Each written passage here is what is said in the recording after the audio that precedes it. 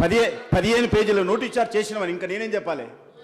మంత్రి గారు 15 pages note ఇచ్చాడు, చెప్పినా నేను చేశానని చెప్పాడు. ఇంకా చెప్పడం నేను ఒప్పుకుంటున్నాను. అది చెప్పండి, అదే నేను చెప్పండి ఏంటి అది.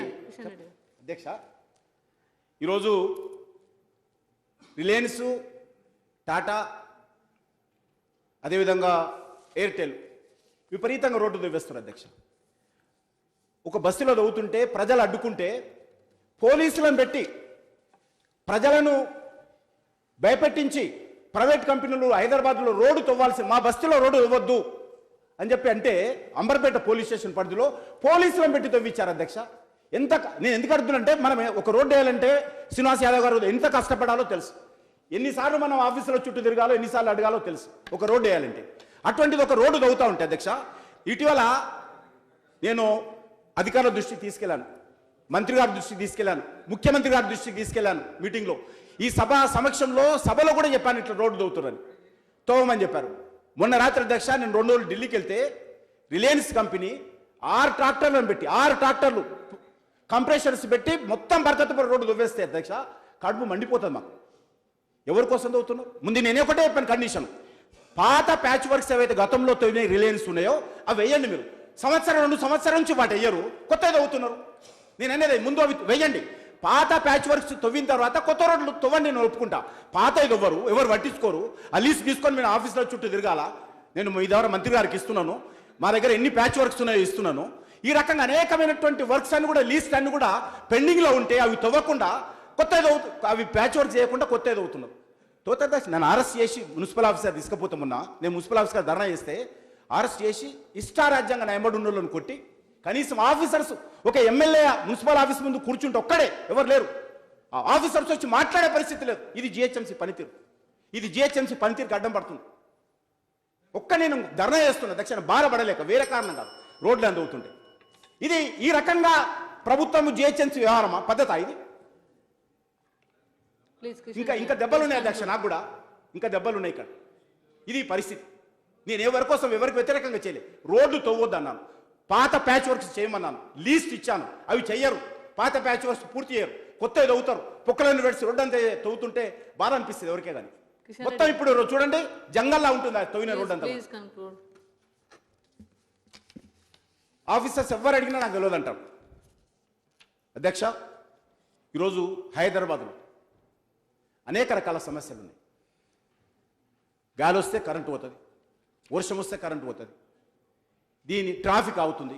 వీటన్నిటి నుంచి కూడా మనం అధిగమించాలని కోరుతున్నాం. వీటన్నిటిని కూడా మనం అధిగమించాల్సిన అవసరం. మనం ఏదైతే విశ్వనగరం అనుకుంటున్నామో, ఏదైతే ఈరోజు ప్రపంచంలో ఒక మంచి సిటీగా దీన్ని నిర్మాణం చేయాలనుకుంటున్నామో, మేమందరం కూడా సహకరిస్తాం. మా బాధ్యత అది. ప్రజలు మాకు కూడా ఓట్లేశారు, రెస్పాన్సిబిలిటీ. ఎందుకంటే ఈరోజు కాంగ్రెస్ పార్టీ ఉదాహరణకు హైదరాబాద్ సిటీలో ఎవరు లేరు అధ్యక్ష, ఒక ఎమ్మెల్యే కూడా లేరు. కాబట్టి ఇವರು ఉన్నది మేము బాధ్యత తప్పకుండా మనం అందరం ఉన్నోళ్ళమైనా అందరం కూడా కష్టపడి ఈరోజు హైదరాబాద్ అభివృద్ధి దిశలో తీసుకెళ్లడం కోసం సహకరిస్తాం. కానీ పరిస్థితి ఏ రకంగా ఉందో నేను మీకు విన్నవించాను అధ్యక్ష. ఈరోజు వర్షపు నీటి కాలువలు, ఈరోజు వర్షం వచ్చింది, మంత్రి గారు చెప్పారు. మంత్రి గారు కూడా అడుగుతున్నా నేను, ఈరోజు వర్షపు నీటి కాలువలలో సిల్ట్ తీసే విధానం ఏ రకంగా ఉంది? మేలో సిల్ట్ తీస్తారు అధ్యక్ష, మేలో వర్షం వస్తుంటే వర్షానికి 2 రోజుల ముందు సిల్ట్ తీస్తారు, అంత పోతుంది. ఎవరి డబ్బు అధ్యక్ష? ప్రజల డబ్బు. ఎందుకు దుర్వినియోగం కావాలి? ఈ రోజు ఇప్పుడు ఈ జనవరిలో మొదలు పెట్టండి సిల్ట్ తీసే కార్యక్రమం. 24 రోజులు 360 రోజులు ఎందుకు సిల్ట్ తీయరు? వర్షాకాలంలో ఒక రోజు ముందే తీస్తే ఆ డబ్బులంతా కూడా వర్షంలో కలిసిపోతున్నాయి అధ్యక్ష, కోట్ల రూపాయలు. ఇది అందరికీ తెలుసు, మనం చాలాసార్లు చర్చించుకున్నాం. కానీ ఎక్కడ పరిస్థితి మెరుగుపడడం లేదు. ఎందుకంటే 2.5 సంవత్సరాలు అయింది. ఇవన్నీ కూడా మారాలని కోరుకుంటున్నాను నేను. ఇవన్నీ కూడా మారుతాయనుకున్నా కానీ ఏం మార్పు కనిపిస్తలేదు గతంలో ఉన్నటువంటి విధానానికి.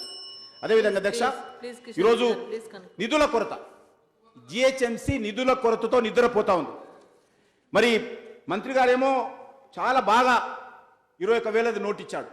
కానీ ఎప్పుడు జిహెచ్ఎంసీ అడిగినా ఎందుకు చెప్తున్నానంటే అధ్యక్ష, ఇటీవల స్ట్రీట్ లైట్స్ 2 నెలల నుంచి నా కాన్స్టిట్యున్సీలో స్ట్రీట్ లైట్స్ కాలిపోతే నేను ఆఫీసర్ని అడిగితే మెటీరియల్ లేదు. వీధి లైట్లు కాలిపోతే బల్బులు చేంజ్ చేయడం కోసం మెటీరియల్ లేకపోతే 21,000 కోట్లతో ఏ రకంగా ప్లానింగ్ చేసుకుంటాం మనం? అర్థం చేసుకోండి. మెటీరియల్ ఎందుకు ఉండదు? బల్బులు కాలిపోతే బల్బులు తీసుకొచ్చేటువంటి శక్తి మనకు లేదా? తేగలుగుతాం మనం. కానీ ఎక్కడో లోపం ఉంది, ఎక్కడో పొరపాటు జరుగుతుంది. ఆ పొరపాటును సరిదిద్దుకోవాల్సిన అవసరం ఉందని చెప్పి నేను మీ ద్వారా ప్రభుత్వాన్ని కోరుతా ఉన్నాను అధ్యక్ష. అదేవిధంగా అధ్యక్ష, ఈ పైప్ లైన్లో సిల్ట్ తీసేటువంటి విధానం, ఇది కూడా సంస్కరణ మార్పు రావాలి. ఇక హైదరాబాద్ ఎమ్మెల్యేలను ఎవరిని అడుగు, వాళ్ళ గుండె చప్పుడే నేను ఇక్కడ వినిపిస్తున్నాను. హైదరాబాద్ సిటీ ఎమ్మెల్యేల గుండె చప్పుడే నేను వినిపిస్తున్నాను తప్ప ఇవి ఆరోపణలుగా తీసుకోవద్దని కోరుతున్నాను అధ్యక్ష. ఎలక్షన్స్ ముందు ప్రాపర్టీ ట్యాక్స్ 1200 లోపుని తగ్గిస్తా ఉన్నారు. ఇప్పుడు అధ్యక్ష, ప్రాపర్టీ ట్యాక్స్ 1200 దాటిన వాళ్ళందరిది కూడా రేషన్ కార్డ్స్ తీసేస్తున్నారు. అందరికి తెలుసు, రేషన్ కార్డ్స్ తీసేస్తున్నారు. ఎందుకంటే నువ్వు 1200కి ఎక్కువ ట్యాక్స్ కడుతున్నావు కాబట్టి నీ ఇల్లు పెద్దదని. ఒకసారి ఎన్నికలకు ముందే ట్యాక్స్ తగ్గించారు, ఇప్పుడేమో ట్యాక్స్ కట్టారని చెప్పి ఈరోజు వాళ్ళ యొక్క రేషన్ కార్డు తొలగిస్తున్నారు. ట్యాక్సులు నడుపుకునేటువంటి 4 వీలర్స్ ఉన్నటువంటి వాళ్ళ రేషన్ కార్డు తొలగిస్తూ ఉన్నారు.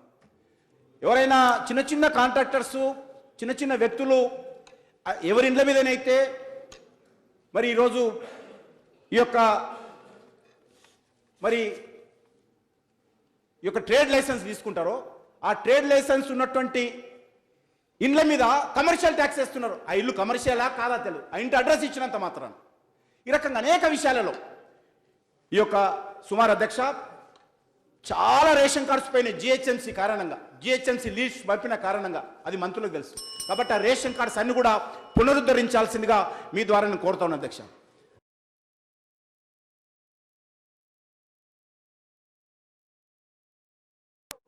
మనం డబ్బాలు ఇచ్చినాం, కానీ ఇంకా అవేర్నెస్ రావాలి, యూసేజీ పెరగాల. ఇచ్చిన డబ్బాలు వేరే ఉపయోగిస్తున్నారు తప్ప చెత్తకు ఉపయోగించడం లేదు. అది మార్చి, ఎందుకంటే మనం లక్షల రూపాయలు ఖర్చు పెట్టి డబ్బాలు ఇచ్చినాం. మంత్రి గారు చెప్పినట్టు 45 లక్షల ఎన్నో ఇచ్చాం.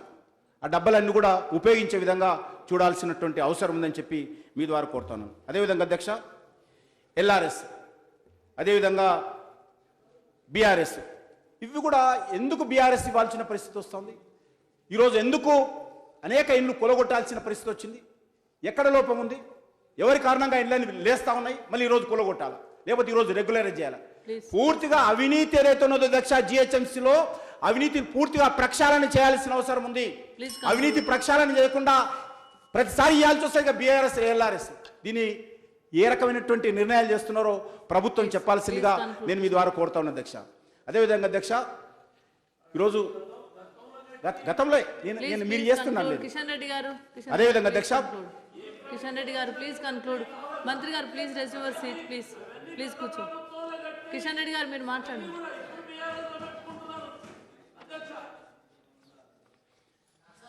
విద్యుత్ అధ్యక్ష, కిషన్ రెడ్డి గారు పూర్తి ప్రాపర్టీ ట్యాక్స్ కట్టలేని వాళ్ళకు ఎలక్ట్రిసిటీ కనెక్షన్ కూడా తీసేస్తున్నటువంటి పరిస్థితి. ఇవన్నీ కూడా చూడాల్సినట్టు నేను కోరుతా ఉన్నాను అధ్యక్ష. ముఖ్యంగా ఈరోజు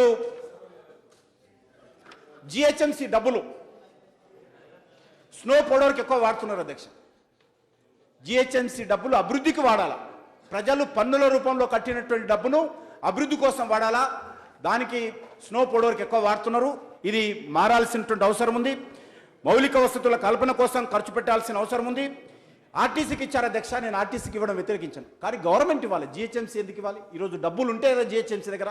జిహెచ్ఎంసీ ఇప్పటికే లోటు బడ్జెట్ తోటి ఉన్నది, జిహెచ్ఎంసీ ఇప్పటికే కష్టాల్లో ఉన్నది. ఆర్టీసీకి మీరు ప్రభుత్వం నుంచి ఇవ్వకుండా జిహెచ్ఎంసీ ఇవ్వడం కొత్త సాంప్రదాయం మొదలు పెట్టారని చెప్పి నేను మీ ద్వారా మనవి చేస్తున్నాను అధ్యక్ష. ఈరోజు అధ్యక్ష, హైదరాబాద్ లో నేను మంత్రి గారిని అడుగుతాను, ఎన్ని వేల లారీల కుప్పలు ఈరోజు రోడ్ల మీద ఉన్నాయి, ఎందుకు పోస్తున్నారు? ఇది అందరూ అర్థం చేసుకోవాలి మనం. ఈరోజు మట్టి కుప్పలు రోడ్ల మీద వచ్చి అర్ధరాత్రి పోసిపోతున్నారు జనము. ఏ రోడ్లో వెళ్ళదక్ష, ఇక్కడ ఉన్నటువంటి ఎమ్మెల్యేలు ఉండేటువంటి ఇల్లు కావచ్చు, ఎమ్మెల్యే క్వార్టర్స్ కావచ్చు, మంత్రుల క్వార్టర్ వెళ్ళేటప్పుడు రోడ్ల పక్కన చూడండి ఎన్ని కుప్పలు ఉంటాయో. రామంతపూర్ లాంటి ప్రాంతానికి వెళ్తే, లేకపోతే అంబర్పేట ప్రాంతానికి వెళ్తే పెద్ద పెద్ద గుట్టలు కనిపిస్తాయి మట్టి కుప్పలు, ఇల్లీగల్ పోసినాయి. వీటన్నిటిని కూడా మార్చాలి. కారణము, ఒక ఇంట్లో దాన్ని రిపేరింగ్ చేసుకుంటే ఆ మట్టి ఎక్కడ పోయాలో తనకు తెలియదు, కాబట్టే దొంగతనంగా వచ్చి రాత్రి పోసిపోతున్నాడు. ఈరోజు హైదరాబాద్ బ్యూటీ రాదు.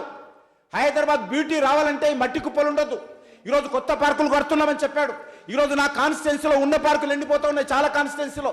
మీరు హైదరాబాద్ అంటే హైటెక్ సిటీ కాదు, హైదరాబాద్ అంటే మలక్పేట, హైదరాబాద్ అంటే మషూరాబాదు, హైదరాబాద్ అంటే ఓల్డ్ సిటీ హైదరాబాద్ అంటే కిషన్ రెడ్డి గారు, అంబర్పేట కిషన్ రెడ్డి గారు. ఇది ఈ రోజు మీరు కిషన్ గుర్తుపెట్టుకోవాలి. రెడ్డి గారు. హైదరాబాద్ అంటే ఐటీ సిటీ అనుకుంటున్నారు. Please ఈరోజు కొత్త conclude, పార్కులు please కడతామంటున్నారు. ఉన్న పార్కులు ఎండిపోతున్నాయి అధ్యక్ష. ఎంతో కష్టపడి పెంచినటువంటి పార్కులు ఈరోజు జిహెచ్ఎంసీ యొక్క వైఫల్యం కారణంగా, చేతగానితనం కారణంగా పార్కులు ఎండిపోతున్నటువంటి పరిస్థితి Please ఉన్నది. conclude. ఇది మార్పు రావాల్సిన అవసరం ఉంది. ఈ పార్కులు నేను చూపిస్తాను. ఈరోజు మంత్రి గారు వస్తే ఎండిపోయిన పార్కులు ఈరోజు స్వచ్ఛంగా చూపిస్తాను. ఎందుకు ఎండిపోవాల్సి వచ్చింది? ఇది ఇప్పుడు వర్షాకాలం నిన్నమున అయిపోయింది. ఇప్పుడు నీళ్ళ ప్రాబ్లం లేదు, కానీ పార్కులు ఎండిపోతున్నాయి. ఇది పరిస్థితి ఈరోజు. ఎందుకు? అకౌంటబిలిటీ లేదు, జవాబుదారం లేదు. మంత్రి గారు ఫస్ట్ పేజీలో చెప్పినటువంటి ఆచరణ ఈరోజు జిహెచ్ఎంసీలో లేదనే విషయాన్ని నేను ఈ సందర్భంగా మనం చేస్తున్నాను అధ్యక్ష. Please conclude. అధ్యక్ష, ఈరోజు మెట్రో ట్రైను ఎందుకు ఆలస్యమైంది? మెట్రో ట్రైను మరి నిర్మాణ పనిలో ఎందుకు స్పీడ్ తగ్గింది? ఎందుకు వేడి తగ్గింది? ఫస్ట్ మీటింగ్లో ముఖ్యమంత్రి గారు ఆ రోజు మెట్రో ట్రైను జరుగుతున్నంత స్పీడు ప్రపంచంలో ఏ మెట్రో ట్రైన్ నిర్మాణంలో కూడా జరగలేదని చెప్పారు. నేను చాలా సంతోషపడ్డాను. ఆ సిటీ ఎమ్మెల్యే వస్తాడు అన్నాడు ఆ రోజు. నిజంగా సంతోషపడ్డాను. కానీ ఈరోజు ఆ పరిస్థితి లేదు. ఎందుకైంది? ఎక్కడ లోపం ఉంది? ఇది ప్రభుత్వం ఆత్మ పరిశీలన చేసుకోవాలి. ఈరోజు ఓల్డ్ సిటీలో ఇంతవరకు పని ప్రారంభం కాలే. ఓల్డ్ అలైన్మెంట్లో అన్ని మెట్రో ట్రైన్ సంబంధించినటువంటి లైన్లు ప్రారంభమైనప్పుడు ఓల్డ్ సిటీలో కూడా జరగాల్సినటువంటి అవసరం ఉంది. ఓల్డ్ సిటీలో ఓల్డ్ లైన్ ప్రకారము ఏదైతే మీరు అన్ని లైన్లు ఓల్డ్ లైన్లో తీసుకుంటున్నారు, ఓల్డ్ అలైన్మెంట్లో తీసుకుంటున్నప్పుడు ఓల్డ్ సిటీలో కూడా ఇంతవరకు ఒక గడపార పెట్టలేదు. మెట్రోలకు సంబంధించి ఒక పిల్లర్ కూడా వేయలేదు అధ్యక్ష. ఓల్డ్ సిటీ ప్రజలేం పాపం చేసుకోలేదు. గౌరవ మంత్రి గారు. స్థానిక ఎమ్మెల్యేలు వ్యతిరేకిస్తున్నారు. మరి స్థానిక ఎమ్మెల్యేలు వ్యతిరేకించినప్పుడు ప్రభుత్వం ఏం చేయాలా? అక్కడి నుంచి తీసుకుపోవద్దని స్థానిక ఎమ్మెల్యేలు చెప్తున్నారు. కిషన్ రెడ్డి గారు, గౌరవ సభ్యులు కిషన్ రెడ్డి గారు మీరు మాట్లాడండి. కిషన్ రెడ్డి గారు మీరు మాట్లాడండి. Please resume your seat. Please Balala Saab please resume your seat. Please మీకు అవకాశం వచ్చినప్పుడు చెప్పండి. మీకు అవకాశం వచ్చినప్పుడు చెప్పండి. మీకు మైక్ ఇస్తాను చెప్పండి. దీని తర్వాత మీకు మైక్ ఇస్తాను చెప్పండి. కిషన్ రెడ్డి గారు మీరు మాట్లాడండి. మీకు మైక్ ఇస్తాను. మీకు అవకాశం వచ్చి మీకు మైక్ ఇస్తాను, అప్పుడు మాట్లాడండి. అధ్యక్ష, Kishan జిహెచ్ఎంసీలో please conclude. Kishan Reddy garu please conclude. అధ్యక్ష, మీరు పూర్తి చేయండి. మినిస్టర్ గారు మీరు కూర్చోండి. కిషన్ రెడ్డి గారు మీరు మాట్లాడండి. Please conclude. మినిస్టర్ గారు మీరు కూర్చోండి. మినిస్టర్ గారు. కిషన్ రెడ్డి గారు మీరు మాట్లాడండి. కిషన్ రెడ్డి గారు మీరు మాట్లాడండి.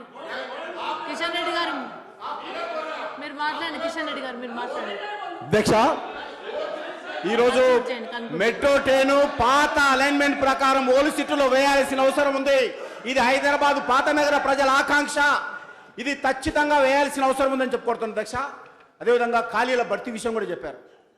హైదరాబాద్లో సుమారు ఖాళీలు చాలా ఉన్నాయి. అవి జిహెచ్ఎంసీలో కానీ వాటర్ వర్క్స్లో కానీ. ఈరోజు వాటర్ వర్క్స్ సంబంధించి మీరు పరిధి పెంచామని చెప్పారు. ఎంత స్టాఫ్ని పెంచారు? ఈరోజు వాటర్ వర్క్స్ చాలా అవసరం ఉంది అధ్యక్ష. స్టాఫ్ సిబ్బందితో కొరత పడతా ఉన్నారు. ఇబ్బంది. ఈరోజు హైదరాబాద్ సిటీ చాలా పెరిగింది. ఈరోజు ఫుడ్ ఇన్స్పెక్టర్స్ కావాలి. హైదరాబాద్లో ఏ రకమైనటువంటి మనం హోటల్స్ ఉన్నాయి, ఎన్ని క్యాంటీన్స్ ఉన్నాయి, ఏ రకమైనటువంటి కలుషితమైనటువంటి ఆహారం ప్రజలకు ఇస్తున్నాం. ఇది ఎక్కడైనా సక్రమంగా అమలు జరగాలంటే కావాల్సిన సిబ్బంది కావాలి. ఈరోజు విశ్వనగరం అనుకుంటే విశ్వనగర నిర్మాణానికి కావాల్సినటువంటి సిబ్బందిని కూడా మనం ఏర్పాటు చేయాల్సిన అవసరం ఉందని చెప్పి నేను మీ ద్వారా ప్రభుత్వాన్ని కోరుతా ఉన్నాను అధ్యక్ష. అదేవిధంగా అధ్యక్ష పూర్తి చేస్తున్నాను అధ్యక్ష. అదేవిధంగా అధ్యక్ష, జిహెచ్ఎంసీకి సంబంధించి హైదరాబాదు ఈరోజు హైదరాబాద్ యంత్రాంగంలో ఏ రకమైనటువంటి ట్రైనింగ్ లేదు, ఉపాధి అవకాశాల కోసం. ఎందుకంటే 33% ప్రజలు హైదరాబాద్లో ఉంటే హైదరాబాద్లో యూసీడీ ద్వారా కానీ ఇతరత్ర కానీ ఉపాధి అవకాశాలు మెరుగుపరిచేటువంటి చర్యలు ఏమీ జరగడం లేదు. ఇది మెరుగుపరచాల్సిన చర్యలు తీసుకోవాల్సిన అవసరం ఉంది యూసీడీ ద్వారా. ఎందుకంటే కొన్ని వేల మంది గ్రామీణ ప్రాంతాలలో ఉపాధి లేక లక్షలాది మంది హైదరాబాద్కు వచ్చి నివాసం ఉంటుంటే వాళ్ళకు ఉపాధి కోసం కావాల్సినటువంటి ట్రైనింగ్ సెంటర్స్ హైదరాబాద్ దృష్టిని కేంద్రీకరించాలి. అది ఎక్కడ కూడా జరగడం లేదు, పేపర్ మీద మాత్రమే ఉంది. ఇది ఎక్కడ కూడా జరగడం లేదు. దీని మీద దృష్టి పెట్టాల్సిందిగా నేను మంత్రి గారిని కోరుతా ఉన్నాను. అదేవిధంగా అధ్యక్ష, జిహెచ్ఎంసీలో మరి ఎలక్షన్స్, ఈ యొక్క యూనియన్ ఎలక్షన్స్ ఉన్నాయి అధ్యక్ష. అది 2014లో టర్మ్ అయిపోయింది అధ్యక్ష. 2014లో టర్మ్ అయిపోయింది. ఆ ఎలక్షన్స్ కూడా నిర్వహించాల్సిందిగా యూనియన్ ఎలక్షన్స్ మీ ద్వారా కోరుతా ఉన్నాను అధ్యక్ష. అదేవిధంగా అధ్యక్ష, చివరకు ఒక్క విషయం చెప్పి నేను చివరకు కోరేది ఒకటి, ప్రభుత్వానికి పాయింట్స్ సలా ఒకటి నేను కోరేది ఏంటంటే సంస్కరణ తీసుకురావాలి. జిహెచ్ఎంసీలో వాటర్ వర్క్స్ లో సంస్కరణ తీసుకురావాలి. నేను మంత్రి గారికి చెప్తున్నాను, నా కాన్స్టిట్యున్సీలో గతంలో ప్రభుత్వం ఉన్నప్పుడు 24/7 బాగంబర్పేట డివిజన్లో ఎక్స్పెరిమెంట్ బేసిస్లో వాటర్ సరఫరా చేశాను నా కాన్స్టిట్యున్సీ. కానీ అది అమలులో చాలా ఇబ్బందులు వచ్చినాయి. అమలులో చాలా ఇబ్బందులు వచ్చి ఏమైందంటే మొత్తం వాటర్ అంతా కూడా డ్రైనేజ్ ఓవర్ఫ్లో కావడం, ఎంతైతే వాటర్ మనం వదులుతున్నామో అంత వాటర్ డ్రైనేజ్కి సంబంధించిన సిస్టమ్ కావాలి. ఆ సిస్టమ్ లేదు. కాబట్టి ఈరోజు పూర్తిగా నేను ప్రభుత్వాన్ని కోరుతాను, 1-2 డివిజన్స్ అయినా కూడా పూర్తిగా వాటర్ వర్క్ సంబంధించి పూర్తిగా సమగ్రమైనటువంటి ప్లానింగ్తో వాటిని మోడల్గా తయారు చేయండి. అప్పుడు తెలుస్తుంది మనకి ఏ రకంగా ఈ వాటర్ వర్క్స్ని ఏ రకంగా ఇంప్రూవ్ చేయొచ్చు, డ్రైనేజ్ సిస్టమ్ ఏ రకంగా ఇంప్రూవ్ చేయొచ్చు, డ్రైనేజ్ ఫ్లో ఏ రకంగా ఆపొచ్చు, పొల్యూషన్ ఏ రకంగా ఆపొచ్చు. 1-2 డివిజన్స్ మీరు అసెంబ్లీకి ఒక డివిజన్ చొప్పున మీరు ఎంచుకొని అక్కడ పూర్తిగా ఎమ్మెల్యేలను అక్కడ ఉన్నటువంటి కార్పొరేటర్స్ని బాధ్యులుగా చేసి ఆదర్శమైనటువంటి డివిజన్గా ఈ డ్రైనేజ్ సిస్టంలో వాటర్ వర్క్ సిస్టమ్ని మీరు ఇంప్రూవ్మెంట్ చేయండి. ఆ రకంగా మనకు అర్థమవుతుంది. దాని ద్వారా మనం సమగ్రమైనటువంటి ప్లానింగ్ అవసరమైతే కేంద్ర ప్రభుత్వ సహకారంగా తీసుకొని హైదరాబాద్ ఇంప్రూవ్ చేసుకోవడానికి అవకాశం ఉంటుంది. కాబట్టి జవాబుదారీతనం పెంచడం కోసము, మరి పనితీరులో మార్పు తీసుకురావడం కోసము ప్రయత్నం చేయాల్సిందిగా నేను కోరుతున్నాను. అధ్యక్ష, ఒక్క విషయం చెప్పి నేను ముగిస్తాను. హైదరాబాద్ ఇప్పటికి కూడా హైదరాబాద్ ఇప్పటి కూడా ఎవరైనా బునాది కోసం, ఎవరైనా ఇల్లు కట్టుకోవడం కోసం ముగ్గు పోసి బునాది వేస్తుంటే గతంలో కాంగ్రెస్లు ఉన్నప్పుడు అయితే గద్దల్లా కాలేరు, ఇప్పుడు కూడా ఆల్తూనే ఉన్నారు. కాబట్టి ఇది మారాలా. ఈ విషయంలో నేను ఎవరినంటేనా, ఈ విషయంలో మధ్య దళారీలు ఇప్పటి కూడా ఎవరైనా ఇంటి కోసం బునాది కోసం ముగ్గు పోసిందంటే వెంబడే వస్తున్నారు. ఫలానా గలు ఇది మారాలి. మధ్య దళారీలు వ్యవస్థ మారాలి. అప్పుడే ఈరోజు ఇది విశ్వనగరంగా మారుతుంది. మరి ఖచ్చితంగా ఈ యొక్క ఈ విషయంలో hello I won't give you sir 2 minutes already. Madam मैं सिर्फ जो हमारे सीनियर मिनिस्टर साहब बलाल साहब 1 मिनट. किशन रेड्डी गाరు పూర్తి చేయండి ప్లీజ్. 1 मिनट. ఒకటే आप बात करिए. आप बात किशन रेड्डी के बाद 1 मिनट बाद किशन रेड्डी गाరు प्लीज कंक्लूड. मैं दे रहा हूँ. बलाला साहब किशन रेड्डी गाరు. स्पीकर मैडम, अभी तवक्को के बरखिलाफ हमारे सीनियर मिनिस्टर साहब नायब नरसिम्हा रेड्डी साहब, ये तमाम अवाम हैदराबाद की जानती है कि बीजेपी वालों को तो ओल्ड सिटी से दुश्मनी है, लेकिन ये भी उनकी सुर में सुर मिला रहे, ये हैरत की बात है। हम मजलिस इत्तेहादुल मुस्लिमीन के एमएलएस और जमात ने कभी ओल्ड सिटी के अंदर मेट्रो रेल लाने के खिलाफ नहीं थी। हमने हमेशा से अच्छी रूट, जिस रूट की तरफ जो रोड ओल्ड सिटी के अंदर मेट्रो रेल लाने के लिए जो रूट से आ सकती वो रूट का प्रपोज किया, बजाय उसके जो 50 फीट की रोड है जिसके ऊपर से मेट्रो रेल के वास्ते प्रपोज करे, वहां पर जो पहले छोटे रोडा हैं आप उसको कर 10-10 फीट के पूरी ओल्ड सिटी को स्लम बना देना चाह रहे हैं। आप नीचे से ट्रैफिक किधर से जाएगी? अगर से आपको आपकी एग्जिस्टिंग रोड के ऊपर आपको ट्रेन लाने का है, मेट्रो रेल लाने का है, तो पहले एग्जिस्टिंग रोड को 150 फीट करिए आप, उसके बाद आप वो रोड के ऊपर लेकर आइए। नहीं 40 फीट 50 फीट के ऊपर ही मैं मेट्रो रेल लाऊंगा, नीचे की बस्ती पूरी तबाह हो जान दो, ओल्ड सिटी तबाह हो जान दो बोले तो मंजिल इत्तेहादुल मुस्लिमीन इसको कभी खतई बर्दाश्त नहीं करेगी। या तो आप नई रूट से लाइए या वही रूट से लाना है तो रोड को 150 फीट करिए, उसके बाद लाइए। आप गलत बोल रहे हैं मिनिस्टर साहब के एमएलएस रोके। एमएलएस आपको तरीका बताए कि किस तरीके से ओल्ड सिटी के अंदर मेट्रो रेल आ सकती है। किशन रेड्डी गाరు హైదరాబాద్ నగరంలో కిషన్ ప్లీజ్ భారతీయ జనతా పార్టీ కిషన్ రెడ్డి గారు 1 నిమిషంలో కంక్లూడ్ చేయండి ప్లీజ్. భారతీయ జనతా పార్టీ పాత పట్టణానికి దుష్మన్ కాదు. ఈరోజు పాతపట్నంలో కార్పొరేటర్స్గా ఎమ్మెల్యేలుగా ఎంపీలుగా ఉండి గత అనేక సంవత్సరాలుగా అక్కడ ప్రాతినిధ్యం వహించి హైదరాబాద్లో ఈరోజు పాతపట్నము మురికి కూపంగా ఏ రకమైన అభివృద్ధి లేకుండా నోచుకున్నటువంటి గౌరవ సభ్యులు కృష్ణయ్య గారు మాట్లాడండి. కృష్ణయ్య గారు మీరు మాట్లాడండి ప్లీజ్ మీరు కూర్చోండి ప్లీజ్. రెజ్యూమర్ సీట్. కృష్ణయ్య గారు మీరు ఆల్రెడీ చెప్పినారు. ప్లీజ్ మీకు టైం ఇచ్చాను నేను. 35 నిమిషాలు మాట్లాడారండి ప్లీజ్. కృష్ణయ్య గారు మీరు మాట్లాడండి. కృష్ణయ్య గారు మీరు మాట్లాడండి, లేకుంటే వేరే వాళ్ళకి మైక్ కాల్సి sir. I won't give you sir. Please Kishan Reddy garu please. Krishnaiah గారు మీరు మాట్లాడండి. కృష్ణయ్య గారు ఆల్రెడీ చెప్పినారు. కిషన్ రెడ్డి గారు మీరు ఆల్రెడీ చెప్పినారు. 1 మినిట్లో నేను హాఫ్ అన్ అవర్ టైం ఇచ్చానండి మీకు. 35 నిమిషాలు మాట్లాడారు మీరు. కిషన్ రెడ్డి గారు మీరు 35 నిమిషాలు మాట్లాడారు. 1 నిమిషంలో పూర్తి చేయండి. కిషన్ రెడ్డి గారు 1 నిమిషంలో మాట్లాడండి. లక్ష్మణ్ గారు మీరు కూర్చోండి. ప్రభాకర్ గారు మీరు కూర్చోండి. 35 నిమిషాలు టైం ఇచ్చానండి. మీరు కూర్చోండి. హైదరాబాద్ నగరానికి పట్టినటువంటి పీడ, పాత ప్రజల పట్టినటువంటి పీడ మజ్లిస్ పార్టీ తప్ప మేము కాదు అధ్యక్ష. మీరు మళ్ళీ మాట్లాడుతున్నారు దాని మీద సబ్జెక్ట్ మీద పూర్తి చేయమన్నారు కదా మేడం. అదే కదండి 35 నిమిషాలు మాట్లాడారండి. పూర్తి చేయమన్నారు కదా మేడం. మీకు ఇచ్చింది 10 నిమిషాలు. మీరే మాట్లాడతారు. మాట్లాడండి. నన్ను మాట్లాడనివ్వండి.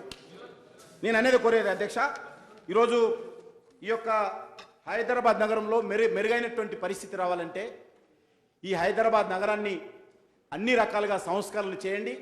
ఈరోజు హైదరాబాద్ ప్రజలు కోరుకుంటున్నారు హైదరాబాద్ మంచి సిటీగా డెవలప్మెంట్ కావాలని. కానీ అకౌంటబిలిటీ, ఒక్క కమ్యూనిటీ హాల్ కట్టాలంటే 5-6 సంవత్సరాలు పడుతుంది. కమ్యూనిటీ హాల్ కట్టాలంటే ఒక్క 5-6 సంవత్సరాలు. ఎంత అధ్యక్ష, చిన్న బెడ్రూమ్ అంతా కమ్యూనిటీ హాల్ కట్టాలనుకుంటా 5-6 సంవత్సరాలు పడుతుంది. 3 సార్లు టెండర్లు వేయాల్సిన పరిస్థితి వస్తుంది. వీటి నుంచి హైదరాబాద్ ప్రజలకు విముక్తి కలగాలి, హైదరాబాద్ అభివృద్ధి జరగాలని మీ ద్వారా కోరుకుంటున్నాను. అప్పుడే ఈరోజు హైదరాబాద్ అభివృద్ధి జరుగుతుంది తప్ప మరి ఈ పై ప్రకటనలతో పై ప్రచారాలతో హైదరాబాద్ అభివృద్ధి జరగదని కూడా మీకు మనం చేస్తూ సెలవు తీసుకుంటున్నాను. కృష్ణయ్య గారు మాట్లాడు.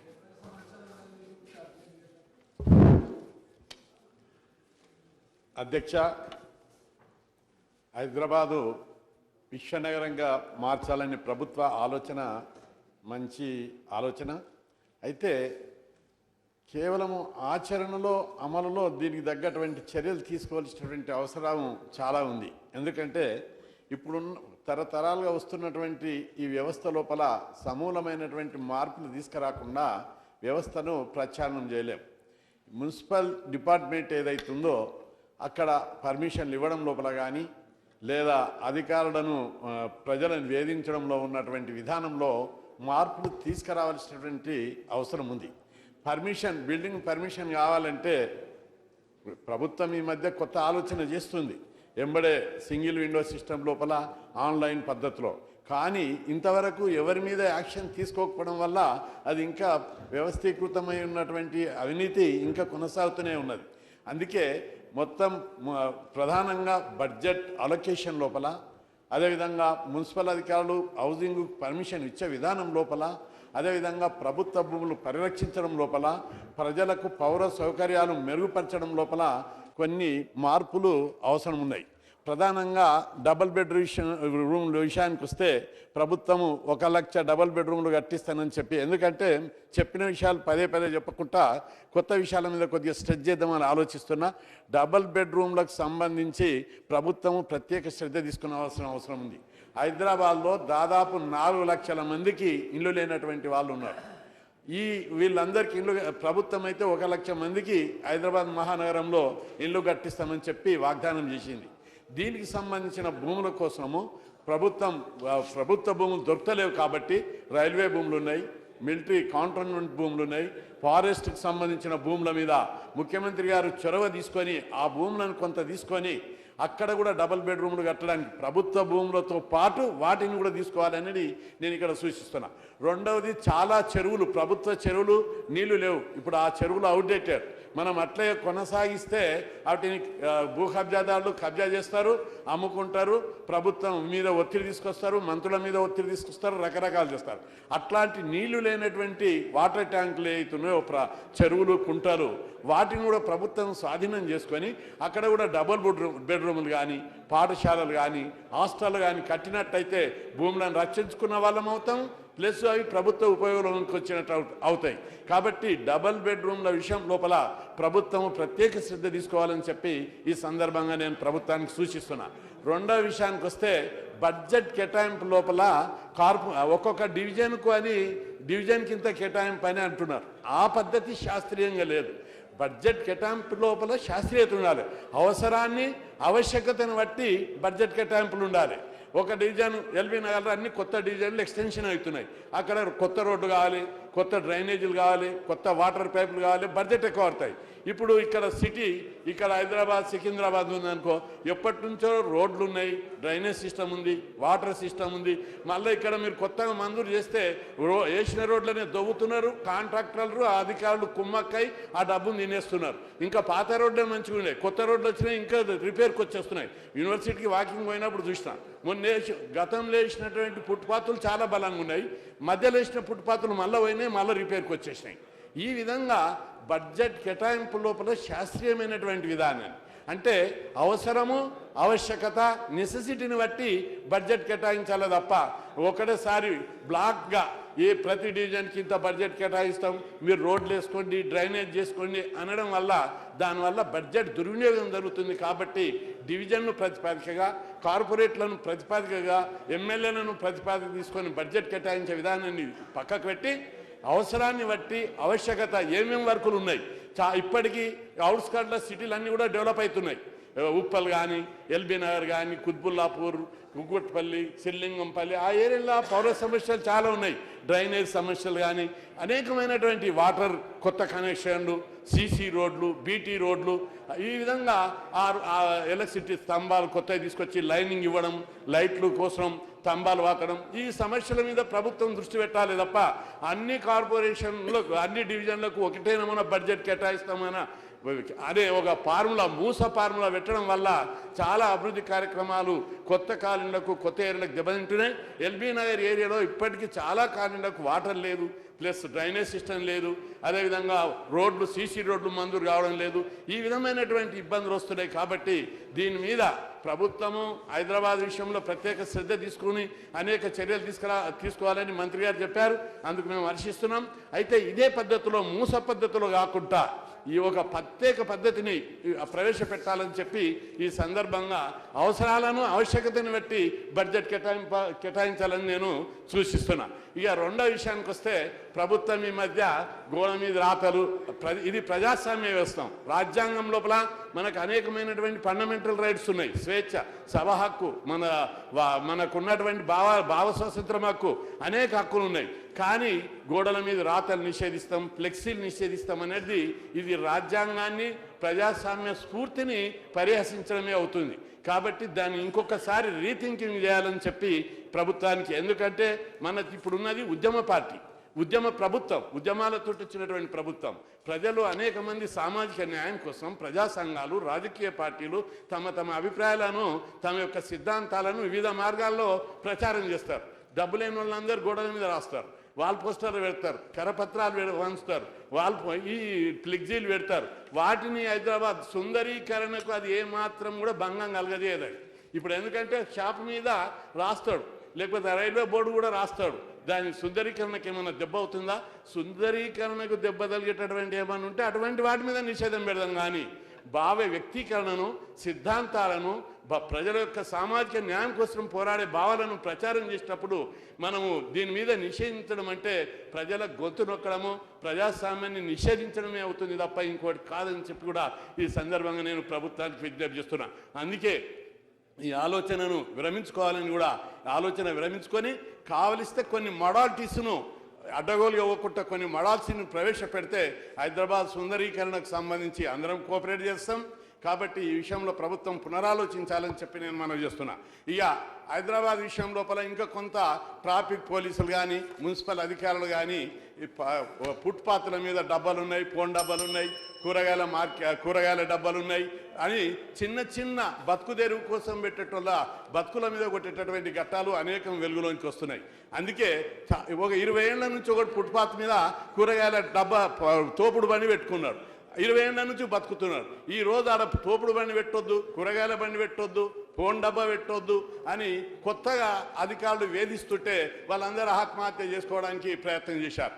అప్పుడు పోలీసులు, ట్రాఫిక్ పోలీసులతో, మున్సిపాలిటీ వాళ్ళతో మాట్లాడితే కమిషనర్ మీద చెప్తారు, కమిషనర్ మీదకి పోతే మంత్రి మీద. ఈ విధంగా అధికారులకు అలుసు దొరికేటటువంటి, అవినీతికి అవకాశం కలిగేటటువంటి పద్ధతులకు చోటు ఇవ్వకుండా మనం యథాస్థితిని, పాత పద్ధతుల వల్ల జీవన విధానం కొనసాగిస్తున్నటువంటి వాళ్ళను ప్రభుత్వమే ఇప్పుడు కబ్జా ఇస్తుంది. 58 జీవో తీసుకొచ్చి 125 గజాలు ఉన్న వాళ్ళకే మనం పట్టా సర్టిఫికేట్ ఇస్తున్నాం. అట్లాంటప్పుడు ఫుట్పాత్ల మీద అక్కడక్కడ ప్రభుత్వ జాగాలో పెట్టుకున్నటువంటి షాపులను, డబ్బాలను, పాన్ డబ్బాలను, ఫోన్ డబ్బాలను వాటన్నింటిని తొలగించకుండా మంత్రి గారు మానవీయ దృక్కోణంతో ఆ పేద వర్గాలు బతుకు తెరువుల మీద మట్టి పడకుండా చూడవలసినటువంటి అవసరం ఉంది. పోలీసులు కానీ మున్సిపాలిటీ వాళ్ళు మన ప్రభుత్వ రూల్స్ చాలా రోజుల నుంచి ఉన్నాయి. గత ప్రభుత్వాలు కూడా ఆ ప్రయత్నం చేస్తే అడ్డుకోవడం జరిగింది. కాబట్టి ఇప్పుడు కూడా అట్లాంటి జీవన విధానానికి భంగం కలగకుండా చూడవలసినటువంటి అవసరం ఉందని చెప్పి మీ ద్వారా ప్రభుత్వానికి సూచిస్తున్నా. అదేవిధంగా చాలా చెరువులు కబ్జాలకు గురవుతున్నాయి. నాయకులు, అధికారులు కుమ్మక్కాయ రికార్డులని తారుమారు చేస్తున్నారు, చెరువులు కబ్జాలకు గురవుతున్నాయి. కాబట్టి దీని మీద ఒక ప్రకటబందీగా ఒక ఎంక్వైరీ ఆఫీసర్లను వేసి ఏ భూములు, ఏ చెరువులు కబ్జాలకు గురైనాయో అవన్నింటినీ రీబ్యాక్ తీసుకొని ప్రభుత్వం ఆ భూముల లోపల ప్రభుత్వ అవసరాలకు వినియోగించుకుంటే బాగుంటుంది. ఎందుకంటే చెరువులు కూడా ప్రభుత్వ పట్టాలు, ప్రైవేట్ వ్యక్తులకు పట్టాలు ఏ విధంగా మారిపోతున్నాయి. కాబట్టి సిటీలో అట్లాంటి చెరువులు, సిటీ అవుట్స్కర్ట్లో, గ్రేటర్ పరిధిలో చాలా భూములు ఉన్నాయి. కాబట్టి వాటన్నింటి మీద ప్రభుత్వం చర్య తీసుకోవాలి, ఆ భూములన్నీ కూడా రీబ్యాక్ తీసుకోవాలని చెప్పి మనవి చేస్తున్నా. అదేవిధంగా మున్సిపాలిటీ డబ్బును మున్సిపాలిటీకే ఉపయోగించాలి. గ్రేటర్ హైదరాబాద్లో ప్రజలు పన్నులు కడుతున్నారు. అవి సీసీ రోడ్లకు, నీటి సరఫరాకు, డ్రైనేజ్ సిస్టమ్కు లేదా ఇంకా ఇతర సౌకర్యాల మెరుగుదలకే ఉపయోగించాలి తప్ప వీటిని వేరే పర్పస్కు, ఆర్టీసీకి లేకపోతే ఇంకో దానికి వినియోగించవద్దు. అట్లా తీసుకున్నది లోన్ రూపంగా తీసుకుని మళ్ళీ రీబ్యాక్ తెచ్చి హైదరాబాద్కే అభివృద్ధికే వినియోగించాలని చెప్పి మీ ద్వారా సూచిస్తున్నా. అదేవిధంగా లైబ్రరీకి, సిటీ సెంట్రల్ లైబ్రరీకి 220 కోట్ల బకాయిలు ఉన్నాయి. అక్కడ కూర్చుండిక కుర్చీలు కూడా లేవు లైబ్రరీలల్లో.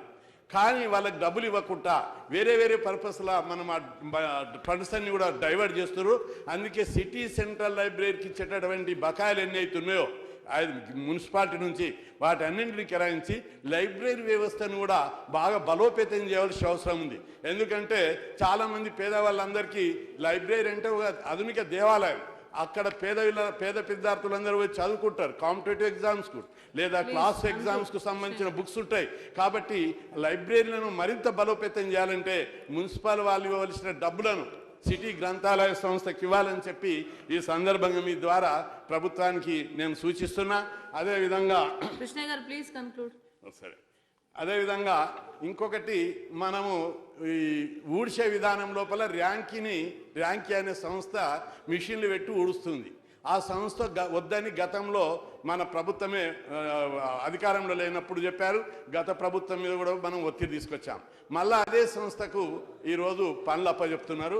అందుకే ర్యాంకీ సంస్థ అంటే కొన్ని వేల మంది ఉద్యోగాలకు ఎస్ఐ తీసుకొస్తుంది. కాబట్టి దాని మీద కూడా పునరాలోచన చేసి ఆ విధంగా కాకుండా ఉద్యోగాల ద్వారానే ఉద్యోగస్తులకు ఉపాధి దొరుకుతుంది, జీతం వస్తుంది.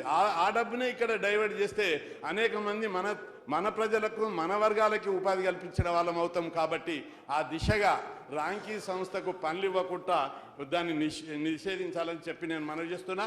అదేవిధంగా ట్యాక్స్ విధానం లోపల కూడా చాలా లోపాలు ఉన్నాయి.